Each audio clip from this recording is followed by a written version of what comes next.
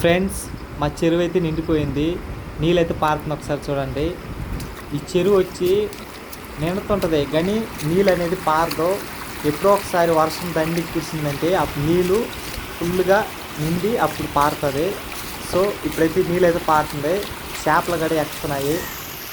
Hi friends, మా ఊర్లో అయితే కలిసి అయితే పారుతుంది, చేపలు అయితే దూకేస్తున్నాయి పక్కకి. సో చూడండి మీరే, ఒక చేప అయితే పడిపోయింది పక్క దూకి.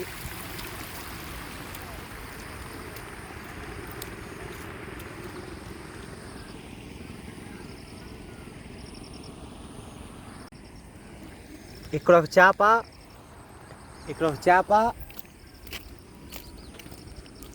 ఇక్కడ ఒక చేప అయితే దూకేస్తుంది.